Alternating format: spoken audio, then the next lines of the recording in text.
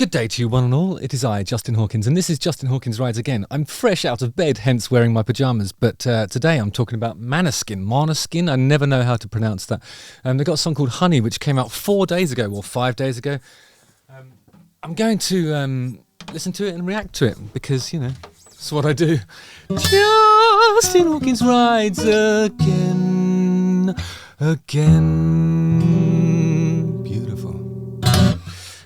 So the bassist, Victoria De Angelis, says how Honey, Are You Coming came about. We wrote the song right after the tour. We still had a lot of energy from the touring and travelling. We wrote it in between London and LA. On the plane? Maybe. We're really happy with the result, and we think it's something quite new for us. And then Damiano David said, it's the story of someone who has no gender or anything. You decide whoever it is. Okay, so you can, I suppose, project the sentiments of the song onto your love interest, I guess. Find someone else and they can see in their eyes that there's some sadness, that they feel out of place, and it's an invitation from one person to another to join them into this new adventure without knowing what they're actually going to find, but just enjoy the adventure. Living in the moment. Oh, it's almost spiritual, isn't it? I'm going to read some comments from the video itself. And first of all, Roses for Damiano, clearly an enormous Maneskin enthusiast, said, in a world of blurred pores and makeup added through filters, Maneskin's music videos are extremely refreshing. Thank you to the directors and producers for not changing the group members. They're beautiful and perfect the way they are. And then a black heart.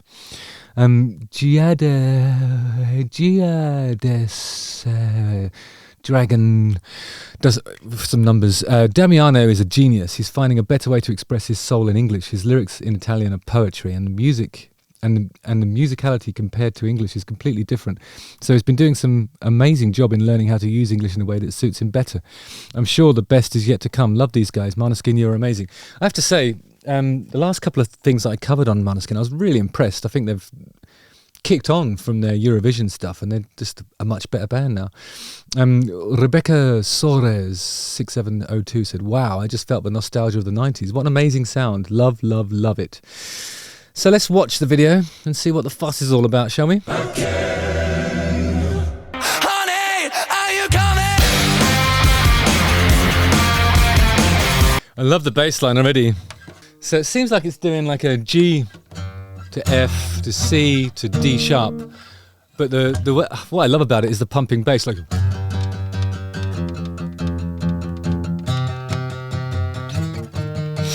I went flying past the fret there, sorry.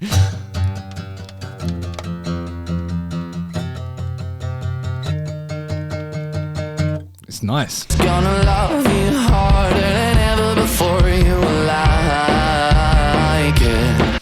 Sounds like some involved lovemaking style. Very common in mainland Europe, apparently. Where somebody might die, but nobody gets hurt. And if it sounds good for you, baby, just say the word. I love these this split screen with them sort of gently rotating, like 4 chickens roasting slowly. That's probably not what they're going for, actually. But I see what you mean. I see what the earlier comment about the sort of makeup and stuff, and it's a really sort of it looks like it's shot on film somehow. It's got that sort of grainy texture to it, and it's not soft focus, but it's sort of just looks old somehow. It's 4 a.m. It feels so good, it's almost frightening. And then they've got this split screen with lots of various different body parts. There's an eyeball two doors down. Yeah, I mean, just something for everybody. Whichever your favourite bit of Damiano David is, you'll find the square for you. It's brilliant. If I had to choose my favourite bit, I'd say... I'm enjoying the sort of iconography of the silhouettes, 2 across and 2 down, and also 3 across from the bottom row. But I think if I had to choose one, really, I think iconic pose, arms above the head, ribs all showing, that's nice.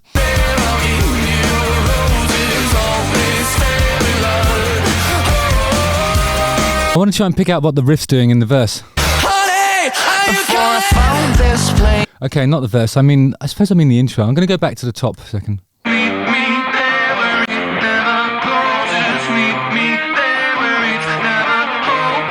So it's doing something like down, down, down, down, down, down, down. What does that remind me of? I mean, it sounds like the Cult, and as everybody knows, I'm a huge Cult enthusiast. There's a Darkness song that's a bit like that too, called Open Fire. It's just that kind of driving. When somebody said 90s earlier, I'd suggest maybe earlier than that. It's like a sort of mid to late 80s kind of goth rocky vibe to the guitar riff.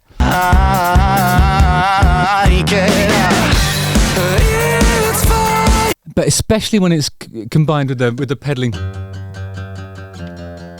which gives the bass player an opportunity to play it and then look mean.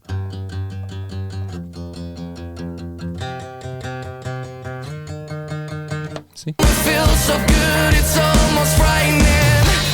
Let's try. I really admire Damiano David. I think he's such a ballsy performer. He really just goes for it, and there's no kind of sense of that, that sort of uber self-awareness that prevents a lot of singers from being the frontmen they could possibly be. He's not afflicted by that kind of embarrassment, I don't think. And I always admire that in front people. I think it's an important trait.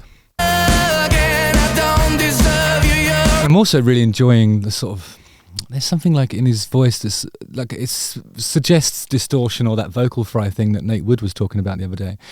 But actually, I think what it probably is some shit in there. He sort of, it sounds like he's singing with some phlegm around his vocal cords, which probably keeps them cool in these demanding performances like this. And it does give it a unique kind of sonic characteristic that's just purely Damiano David.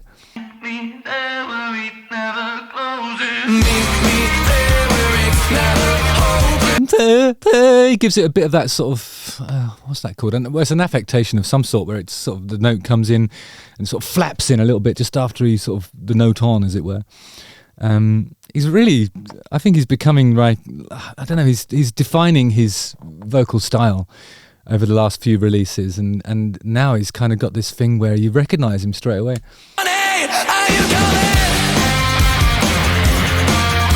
I mean, there's a Cult album that happened, the one that Rick Rubin produced is called Electric, but before they did that, they recorded a record that was sort of in the style of the previous album, which was called Love, I think. Right, yeah, Love. And it's really, the sessions that they did between Love and Electric were called the Manor Sessions. They're quite obscure. I used to have a bootleg of it when I was growing up, but it was kind of like the songs from Electric interpreted in the sort of more in the sort of Love or Sonic Temple style. So down, down, down, down, down. Like, I mean, there was one that was like on Electric. There's one that goes, which was a testament to Rick Rubin's determination to really simplify the riff. But the original one was something like that, But this, that sort of goth rock guitar playing thing, it almost disappeared, really. And it's just so awesome to see a band that's fucking doing that. I applaud you, Maneskin. This is brilliant. This is could be like a goth rock revival. This is almost a Cult, Billy Idol, mid to late 80s, pumping bass lines and sort of gothy guitar stuff. It's awesome. Bit of air drumming there at 2 minutes 40.